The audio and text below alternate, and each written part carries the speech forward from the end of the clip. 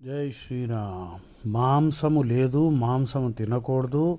వేదం కంప్లీట్గా oppose to meat eating. Beef completely out of question. అత్యంత మలినం దేహం దేహీ అత్యంత నిర్మల ఉభయోర్ అంతరం జ్ఞాత్వా కస్య శౌచం విధీయతే. ఈ దేహం చాలా మలినమైనది, అది సైన్స్ కూడా ఒప్పుకుంటుంది. మన పోర్స్లోంచి మనం ఎంత స్నానాలు చేసి సబ్బులు రుద్ది ఏవి చేసినా సరే పోర్ నుంచి కంటిన్యూస్లీ చెత్త ఊజ్ అవుతూ ఉంటుంది. ఇలాంటి కుళ్ళు శరీరాన్ని తింటాడా రాముడు కృష్ణుడు? పెంట వెధ ఏం మాట్లాడుతున్నారా? చెప్పుతో కొడతాం మూత పగిలేటట్టు. పాయింట్ నెంబర్ 1 అది. రెండోది మాంసహ. మాంసహ అన్న వర్డ్కి ఎటమలాజికల్ మీనింగ్ ఏంటి? ఎవడైతే నన్ను ఇప్పుడు తింటున్నాడో నేను వచ్చే జన్మలో తింటాను. మనుస్మృతిలో చూసుకోండి మాంసహ అన్న డెఫినిషన్. నెక్స్ట్ మను ఎవరు? రాముడి పూర్వీకుడు. మను ఏమన్నాడు? ఒక జంతువుని నువ్వు నరికి తింటే దాని ఒంటి మీద ఎన్ని వెంట్రుకలు ఉంటాయో అన్నిసార్లు నువ్వు ఆ జంతువులో పుట్టి నరకబడతావు అన్నాడు. అది ఇంకో పాయింట్ నెంబర్ 3 అది. పాయింట్ నెంబర్ 4 మను ఇంకొంచెం దారుణమైన మాట చెప్పాడు. ఏంటది? మాంసం అన్నది సముత్పత్తించ మాంసస్య వధవందౌచ దేహినం.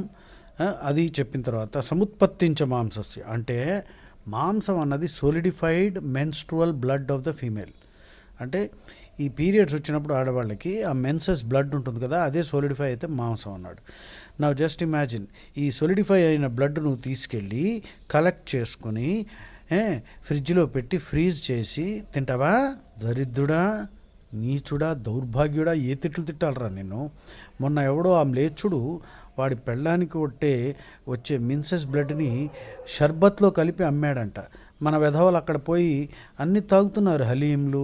దరిద్రం. హిందువులు ఎలా తయారయ్యారంటే ఈ ప్రక్షిప్తాలన్నమాట. రామాయణం నిండా ప్రక్షిప్తాలు, భారతంలో కూడా ప్రక్షిప్తం, భగవద్గీతలో కూడా కొన్ని శ్లోకాలు ప్రక్షిప్తాలు ఉన్నాయండి.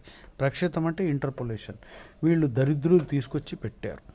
తర్వాత భారతంలో భీష్ముడు. నెక్స్ట్ రాసుకోండి, నోట్ చేసుకోండి, నేను ఎన్ని పాయింట్లు చెప్తున్నాను. భారతంలో భీష్ముడు